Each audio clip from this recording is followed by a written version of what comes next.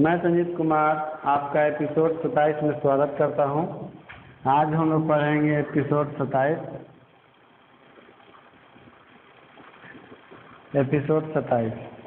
देखिए एपिसोड 27 में हम लोग पढ़ेंगे अध्यारोपण का सिद्धांत। अध्यारोपण का सिद्धांत लिखने से पहले इसको समझ लेते हैं कि अध्यारोपण का सिद्धांत क्या होता है। जैसे मान लीजिए कि एक आवेश Q है और इसे R1 दूरी पर कोई एक आवेश Q1 है, कोई इसे R2 दूरी पर कोई दूसरा आवेश Q2 है, दूसरा आवेश मान लेते हैं कि Q2 है। इससे R3 दूरी पर मान लेते हैं कि एक तीसरा आवेश क्या है, Q3 है। इस तरह से आवेश Q1 के द्वारा Q पर लगने वाला बल F1 मान लेते हैं, Q2 के द्वारा Q पर लगने वाला बल को F3 मान लेते हैं, F2 मान लेते हैं, और Q3 के द्वारा Q पर लगने वाला बल F3 मान लेते हैं। तो इस आवेश पर लगने वाला कुल बल कितना बल होगा? तो इस आवेश पर लगने वाला कुल बल F बराबर F1 plus F2 plus F3 होगा। कहने का मतलब है कि यदि किसी आवेश के निकट में बहुत सारे बिंदु आवेश स्थित होते हैं तो उन सभी आवेशों के द्वारा किसी एक आवेश पर लगने वाला परिणामी बल का मान सभी बलों के सदिश योगफल के बराबर होता है। क्या समझे? यदि किसी आवेश Q के निकट बहुत सारे आवेश स्थित हो तो सभी आवेशों के द्वारा आवेश Q पर लगने वाला बल का मान उन सभी बलों के सदिश योगफल के बराबर होता है। इसी का आज हम लोग परिभाषा लिखें। समझ गए होंगे? तो अध्यारोपण का सिद्धांत लिख कर डाल दीजिए और लिखिए अनेक आवेशों के द्वारा किसी एक आवेश पर लगने वाला परिणामी बल का मान अनेक आवेशों के द्वारा किसी एक आवेश पर लगने वाला परिणामी बल का मान सभी आवेशों के द्वारा लगाए गए बलों के सदिश योगफल के बराबर होता है। सभी आवेशों के द्वारा लगाए गए बलों के सदिश योगफल के बराबर होता है, जिसे अध्यारोपण का सिद्धांत कहते हैं। पैराग्राफ चेंज करके लिखिएगा कि यदि आवेश Q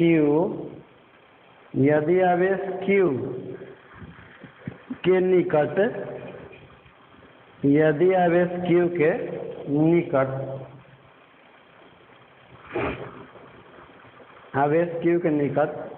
Q1, Q2, Q3 Qn आवेश क्रमशः R1, R2, R3 Rn दूरी पर स्थित हो तो आवेश Q पर लगने वाला बल vector F1, vector F2, vector F3 vector Fn होगा। तो आवेश Q पर लगने वाला बल क्रमशः vector F1, vector F2, vector F3 Fn होगा। इसके बाद एक चित्र बनाते हैं हम लोग। जैसे मान लीजिए कि यहाँ पर कोई आवेश Q है और इस आवेश Q से R1 दूरी पर मान लेते हैं कि कोई आवेश Q1 है, इससे R2 दूरी पर हम लोग मान लेते हैं कि कोई आवेश जो है Q2 है, इससे R3 दूरी पर हम लोग मान लेते हैं कि कोई आवेश Q3 है। इस तरह से इसके बीच में बहुत सारे बिंदु आवेश होंगे। और टोटल आवेश कितना है इस प्रकार का, n आवेश। तो ये मान लेते हैं कि आवेश Q1 के द्वारा, आवेश Q1 के द्वारा इस पर लगने वाला बल मान लेते हैं कि F1 है। Q2 के द्वारा इस पर लगने वाला बल मान लेते हैं कि F2 है। और Q3 के द्वारा इस पर लगने वाला बल मानते हैं हम लोग कि F3 है। और Qn के द्वारा लगने वाला बल को मान लेते हैं कि Fn है। तो इस आवेश पर लगने वाला कुल बल कितना होगा, तो इन सभी बलों के सदिश योगफल के बराबर होगा। तो डायग्राम नोट कर लीजिएगा। डायग्राम नोट करने के बाद लिखिएगा, आवेश Q1 एवं Q के बीच लगने वाला बल vector F1 is equal to 1/4 pi epsilon naught Q1 into Q और बाई R1 स्क्वायर। और उसी के डायरेक्शन में यूनिट वेक्टर लिख देंगे R कैप, जहाँ R1 कैप एक यूनिट वेक्टर है।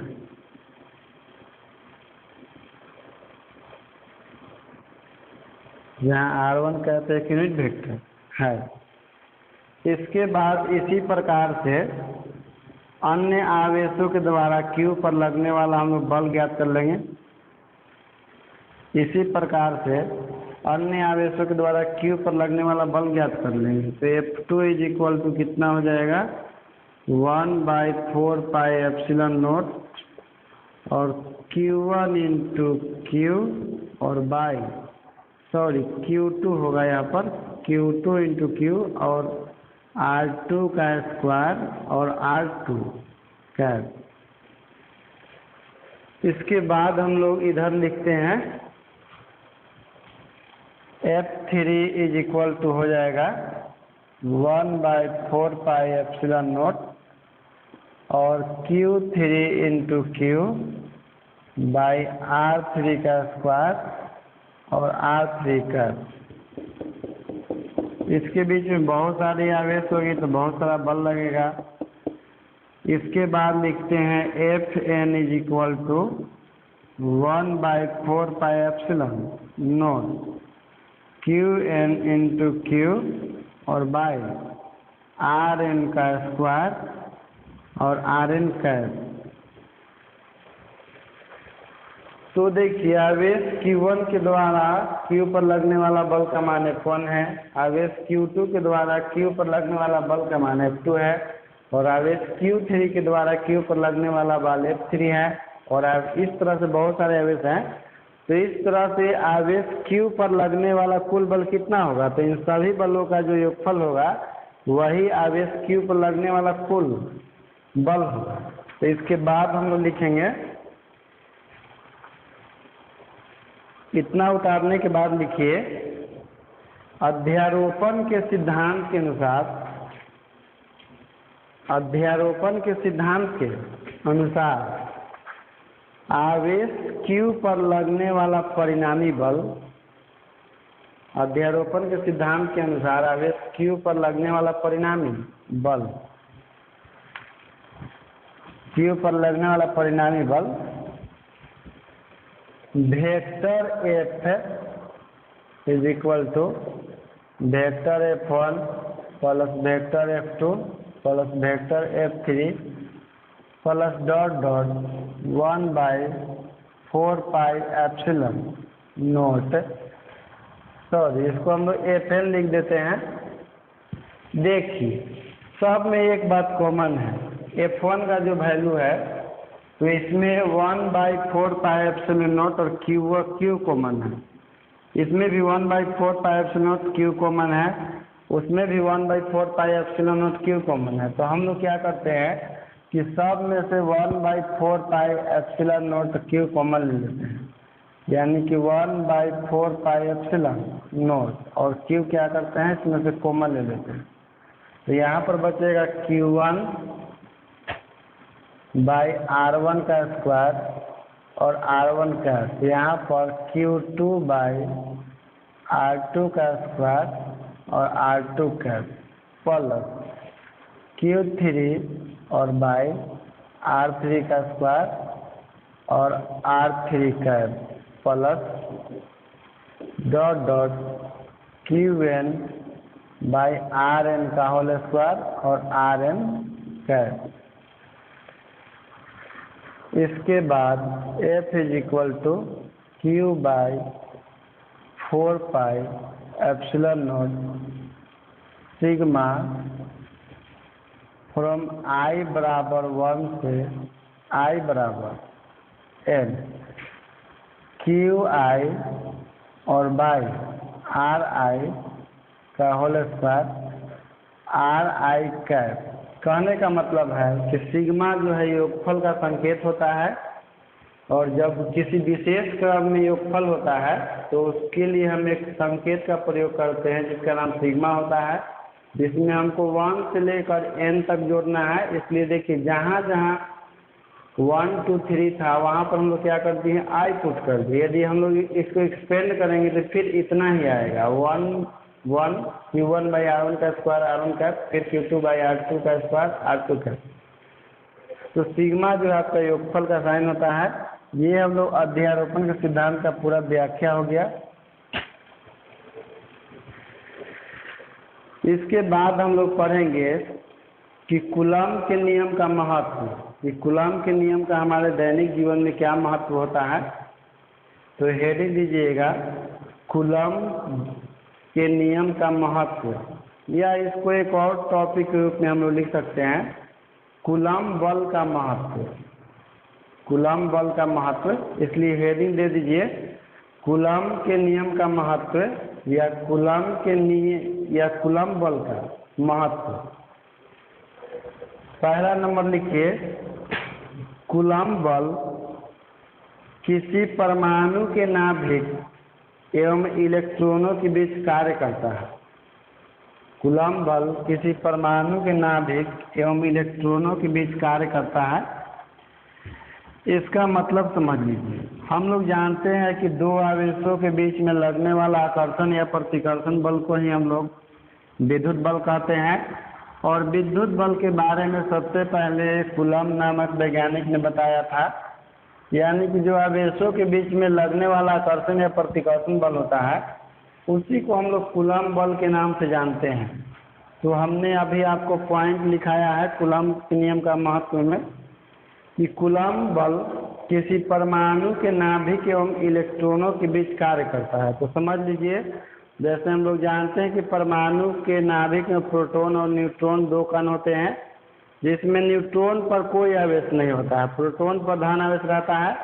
परमाणु के चारों ओर बहुत सारी कक्षाएं होती है जिसमें इलेक्ट्रॉन लगातार घूमते रहता है।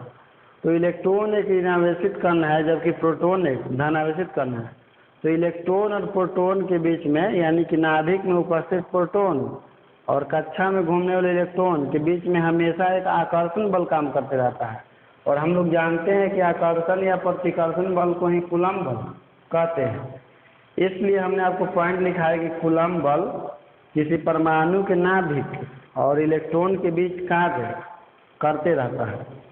दूसरा पॉइंट लिखिए, कूलम्ब बल परमाणुओं को आपस में बांधकर अणु बनाता है। कूलम्ब बल परमाणुओं को आपस में बांधकर अणु बनाता है। कहने का मतलब है कि दो पदार्थ जो है वो सब, जितना भी पदार्थ दुनिया में परमाणुओं से बने होते हैं, परमाणुओं के अंदर में इलेक्ट्रॉन और प्रोटॉन होते हैं, यानी कि आवेश होते हैं। तो दो परमाणु एक दूसरे से जुड़ करके अणु के रूप में कन्वर्ट हो जाता है। जैसे कि इस तरह समझिए कि ऑक्सीजन और ऑक्सीजन यदि आपस में जुटेंगे तो वो O2 बनेगा। ये भी ऑक्सीजन परमाणु, ये भी ऑक्सीजन परमाणु है, लेकिन दोनों के संयोग से बना हुआ अणु होता है। तो कूलम्ब, दूसरा पॉइंट हो गया आपका कि कूलम्ब बल परमाणुओं को आपस में बांधकर अणु बनाता है।